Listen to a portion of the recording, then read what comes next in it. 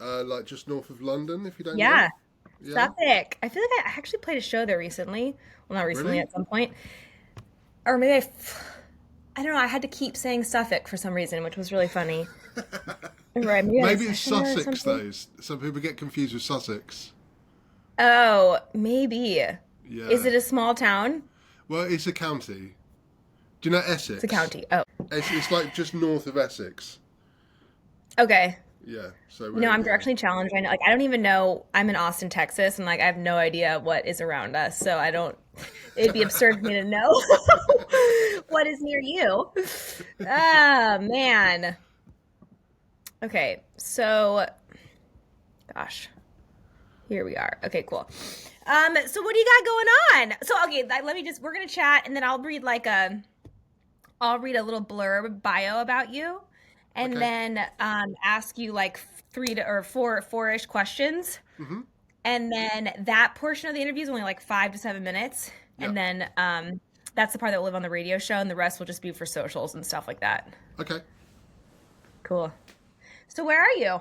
You're in Yeah, I'm living in Suffolk. Yeah. So I'm kind of like Suffolk. a hour and a bit outside of London. Are you in your are you like there's a bunch of records behind you. Where are you? I'm at Is home. this your place? Yeah. Those are oh my God. I tell you what, they look cool, but like after you've moved with them more than once, you hate them. They're disgusting. I hate them. I can't imagine moving them. How do you have them organized by how I do you like used to. recall a record? I used to. They used to be in a beautiful organisation. I used to know where everything was. I had Chicago stuff over here, and I had like Detroit Techno here and Detroit House here. I knew where everything was. I moved, I think 3 times in 1 year, and now it's just who knows. I have no idea. I Well, don't play no, what? vinyl I mean, anymore. So like I've you literally used to play vinyl? Is that how you yeah started yeah out? yeah yeah absolutely. I didn't like playing CDJs because it was just too easy. After you've played vinyl, it's so easy. You know, it just tells you the I can't BPM. imagine. And I was just like, started to use CDJs for a little bit, and I was like, this is really boring. I'm going to go back to vinyl. But when 3000s came out, they're basically a sampler. So I just now How? What do you use, mean? well, because like all of the loop points and the kind of trigger points and everything, it's a sampler. So you can, I basically, when I'm DJing, I'm doing like my own re edits of the records, like live, you know. So I'm kind of Well, you like, could do that in the 2000s, couldn't you? you could, but you know, it was just easier with the I also think that 3000s. like the ability to repitch a track on the 3000s, that was like I think that was a huge Yeah, step I forward. mean, there's definitely stuff they had on the 2000s, but it was kind of still, maybe I just didn't really explore it properly. But Yeah, yeah, yeah, yeah. everything's just so laid out on the 3000s that I can kind of, yeah, pretty much every track I play I have edits on, so I'm kind of re-editing everything as I go. So it Does suddenly, that mean like you're like, oh, maybe I wanted to hear the chorus down, then I want to go to the verse, and I want like yeah, you've queued up like the different parts of the song, and then yeah, you're yeah, hopping yeah. back. Yeah, and so I mean, sometimes I mean, there's loads of tracks that I've got which are like 10 minutes long, which I can't be bothered to listen to the whole thing. So I just get so bored, so I just can edit out of it now. So when you're before you play, you set up cue points in all of your songs. Yeah, yeah, yeah. So when I'm kind of uploading tracks into my record box, so I kind of go through it, work out key points. It's not less key points, more like loop points, really. So and I just generally go from loop to loop, or or let sections play and then have like loops I kind of use to transition in and out and things like that, or just Oh, because you can literally set a loop it. So, like it automatically when gets to that point in the track, it loops. yeah, and you can have it for like up to like 264 bars or something. So yeah, there's so much stuff you can do on them now. So I was just like, this is actually fun for me now. So that's the point where I kind of stopped playing vinyl.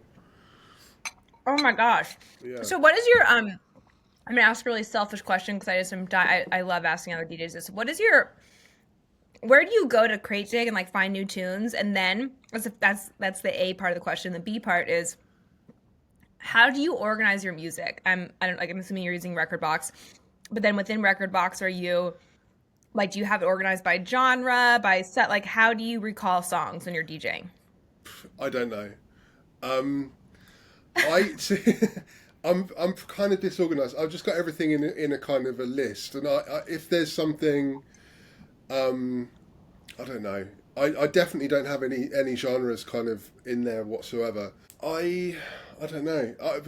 I kind of think about an event, and I just kind of, because I really like the idea of having a record box and not having every Yes, single record in the world to choose from. totally, I totally, don't like totally DJing agree. like that, and that's one thing that I Yep, didn't never liked about digital DJing.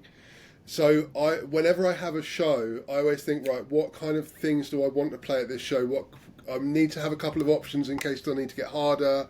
I need to have a couple of options in case I need to be a bit more disco-y.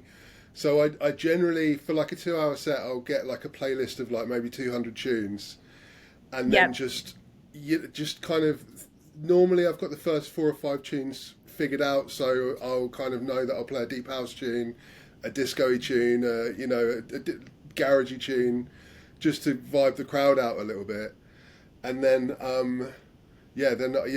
I've got my kind of pool of tunes that I want to play that day, kind of thing, you know. that's so awesome. And you stick to that mostly then, if that's how. So you're Yeah, ahead of time. You're kind of going through all of your songs and putting together a crate, and that's what you're going to go off yeah, of. basically, yeah. I mean, the thing is, I've got other playlists on my USB, obviously. So if the Right, shit hits the fan and I desperately need different types of tracks, I've got them there, but I've never for had to do sure. that. Yeah. That is so incredible. Okay, and then where do you crate dig for new music? Um, I mean, this is horrible to admit, like Spotify. I've all of my Why is that favorite. horrible? That makes total I sense. don't know. As a crate digger, as someone who has created this horrible Yeah. monstrosity, I should not be crate digging on Spotify. But basically, I follow all of my favorite producers, so whenever they release anything, it's just in my Yep. release radar. You know, I love Spotify. I've always loved Spotify, even though I'm a, was a vinyl DJ. But yeah, That makes Spotify's the total sense main to me. one. And also, like Yeah. sorry, who? No, no, no. I was just saying Spotify again. Oh, okay, Spotify's value. Okay, okay. I was gonna ask who. So, who are some of your favorite producers that you follow? Oh God. I mean, I know of this all question is like time, honestly a really hard one. yeah. I mean, there's kind of producers that I kind of play, and always there's a few producers I always kind of check out. Uh, Favorite producers is kind of another question, I think. On the house Oh, okay, side, yeah, okay. I guess yeah, those are different questions. Maybe like who are like I know like I love playing kink tracks. yeah, Maybe I yeah, don't yeah, like listen it to kink all the time, but like I'll play a kink track out for sure. Or yeah. like who is that for you? Oh my God. Um, that's like I can't even think. I mean, I'm No, like I know. I look it's such a hard question. I'm like I play like, I would say I probably play like about, I play like all over house. So I play anything from like 1984 to now. So like, Wow. and I kind of quite consistently do that. So, and I generally keep things fairly 90s centric, and kind of 2000 centric, but then like dip in a bit further out and then play the odd disco thing as well.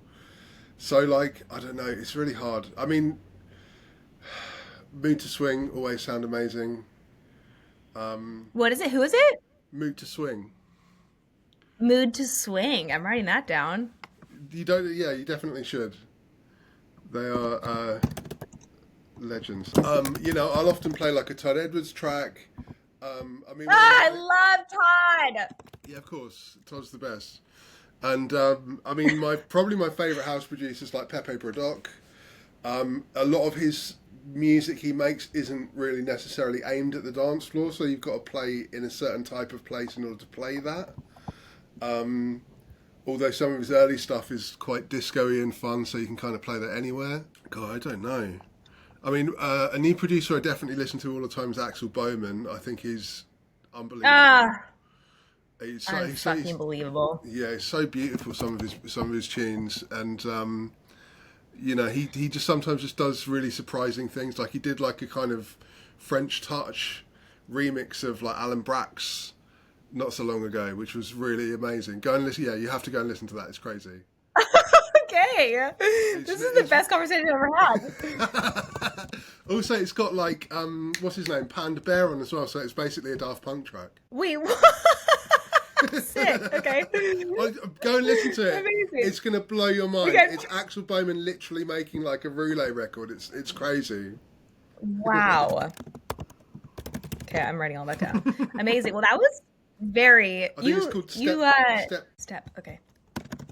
Yeah, step Wow. to Incredible. step by step Okay, or so something. Yeah. awesome. I think that we're both going to be playing Defected Croatia, so I'm really excited to see your No, set. I oh, hope that I can check it out because we now I'm are. really Yes. curious. I also think we're playing another. I think I'm playing Amazing. directly for you before you on another show that we're not allowed to announce yet. Oh, really? Yeah. Okay. We'll offline about that. Okay. Okay, I'm gonna do your little blurb and ask you a few easy questions, and hopefully Okay. it'll be painless. Yep. You are listening to Femme House Radio with your host LP Giobbi, and this week we have Girls of the Internet. Known for eclectic disco-informed house music, they have received support from DJs like Pete Tong, The Blessed Madonna, Jamie XX, and Axel Bowman over their 2 self-released albums. Recent highlights include sets at Ibiza, Pikes, Printworks, Warehouse Project, Fabric, and Glastonbury. Drawing inspiration from the past 50 years of dance music, Girls' music joins the dots between house, garage, disco, techno, and dub, creating something that glances back into dance music's history while dragging it into the future. Welcome to Femme House Radio. Thank you for Can having you me. explain to our listeners who may not know you who Girls of the Internet is? Is it one person? Is it a group? Well, I kind of describe it as like a loose collective, really. I've kind of been involved in groups in the past, and they always break up. There's always drama, and I just didn't want to put a lot of work into something and have that happen again. So basically, I'm the boss, and then I work with lots of different fun people. Hey, that's amazing. So who would you consider to be part of Girls of the Internet? Well, we've got the live band, who is, at the moment, we have Sophie, Kayla, Tommy, and Winter are my live band at the moment. There's certain different kind of musicians I use, like Alexander does a lot of the studio bass playing and stuff like that. And then I work with like a whole host of really incredible kind of singer-songwriters on, because we like to do a lot of vocals on our tracks, and I try to work with a lot of vocalists who aren't really like the traditional dance music vocalists.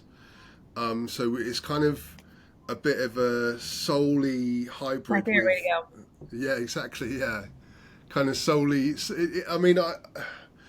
I just get bored of like songs being about dancing and Totally. I'm about to release a new album, and all of the collabs are with like either soul, R&B, or rock and roll like the way to go. artists. It's people who don't know anything or don't fuck with dance music at all. I'm like, yes, let's work together. Yeah. I feel like people who are kind of used to it, they just always, there's always certain things they hit every time, and it's like it kind of gets boring. Yep. So Oh my God, yes. Yes, and like they are expected not to write a verse, or like it's just one hook, and it's I want to I want to dive a little bit deeper. Yeah. So tell me your origin story. How did you start producing and DJing? Well, I have worked kind of behind the scenes in music for a long time, and I don't know. I had a kind of a bit of a difficult time. It was, firstly, it was in the middle of the music industry recession, kind of. And it was just a hard time for everyone. I worked, I had a kind of an independent record label, and we just like, there's so many small labels and small label owners I know from back then who were really important, who just couldn't survive it. The only labels who survived were the ones who got swallowed up by big labels. I wasn't lucky enough for that to happen to me. And also, the industry was a really different place back then. It was kind of, the whole thing was really dominated by straight cis men, and just kind of sitting backstage, you would see things that just wouldn't sit very well with me. And I realised kind of after having a bit of distance from it, like how it's kind of making me feel a bit ill in myself, just kind of being around that kind of energy all of the time, hearing kind of these blokes just kind of being really homophobic and really misogynistic. And Yeah. so it's kind of like a perfect storm, these kind of two things happening at the same time, and I just kind of needed some time away from music. So I then set up a little community music venue in the town where I'm living now. And basically, I just kind of although it was still kind of to do with music, it was more venue management, really. You know, I was still booking artists to come and play, but I just realised that I can't not do music. You know, so I'd never really made my own music before. I don't know, you kind of get told a lot of things when you're in an educational system that, you know, you're Yeah. too fat to do this or you don't have the right look to do this and stuff. So I didn't think Yes. it was possible for me to have this job. Um, Ah, so I lost the venue that we were running. We lost the venue to the landlords. We were kind of subletting it of someone, and it was just a horrible mess. And I had invested all of this money into it, most of which I borrowed. So I was just kind of left, just, you know, I was just had nothing whatsoever, and I was just like, I have to do music. I don't know what else I can do. yeah. And I was even applying for jobs, and no one would even give me an interview because they're like, "Why the hell are you applying for this job? Like, you're kind of, you know, with my 10-year history doing A&Ring and stuff like that. They're like, Yeah. we can't employ you, you know." So I didn't know Yeah. what to do. So basically, I just started messing about with music, and I made When You Go. And weirdly never worked with him before ever in my life. I just had Luke Solomon's email address, and I sent him When You Go, and he just got back to me. I think I'd sent him some artists that I was working with before to music, you know, and he kind of turned it down. But yeah, I sent him When You Go, and he got back to me straight away, and he's like, "I want to sign this." And I was like, at that point, I was like, "Oh my god, I can actually do this. This is maybe something I can Ah, really do." But you know, even from them, it kind of wasn't easy going. It was. I then self-released 2 albums, and it took me having to, you know, my first album I put out didn't sell the most, but it was critically amazingly yeah. acclaimed. I think we Yep. got one of the BBC Six Music's albums of the year that year. You did. You did. Yeah, So sick. and that was crazy. But then, like, we did the second album, which I did all over lockdown. During lockdown, I kind of committed to putting one something out every 4 weeks, and that Wow. was what became Girls FM. And that got like 20 million streams on Spotify, and at that point, Fuck that's yeah. where everyone just started paying a lot of attention to what I was doing. You know? Yep. Yep. Oh, that is so incredible. Wow, your journey. It's that's so wild how many similarities between I never saw any women represented as producers, and so I never thought I could do it either. It was just a job I didn't think I could Yeah, have, this you is know? it. And it was Yeah, like the turning point of wait, like could I do this is just such a huge light bulb moment, I think, for anybody who's lucky enough to have it, which should be everybody. yeah, So you said absolutely. you said a few years ago about how transient dance music is, and it really struck me how the big tune one week is forgotten the next. Mhm. What do you think we can do as artists, if anything, to navigate this? I mean, one thing is what we were just talking about by trying to write songs with content and not just having the sample, you know, playing on this. And you know, I Yep. think it's what I want to do with Girls of the Love that. Internet. And I'm not saying that everyone should do this, is but try and kind of join the dots back to, you know, because when this music was originally being made, it was being made in the studio with musicians and songwriters, and it was, you know, the queer DJs who then grabbed the breaks and looped them up and then played them to queer audiences, which is what created club culture. But Yep. that's the origins of it. So I wanted to try and start making current and, you know, relevant dance music, but in a way that would have been made back in the 70s when, you know, this was all kind of kicking off, you know.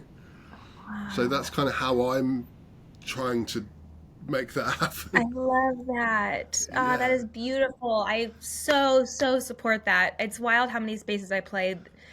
today, you know, that do not represent queer dance culture. It's crazy how far I think that we've come from that and how much we need to turn around and go back to that. So I completely support your mission. I think it's amazing what you're doing, how you're approaching this as a collective, and the music that you're making. We are huge fans at Femme House Oh, Radio and at Femme amazing. House in general. And yeah, we just love what you're doing and want to keep supporting you. So thank you Thank you for so existing. much. Thank you.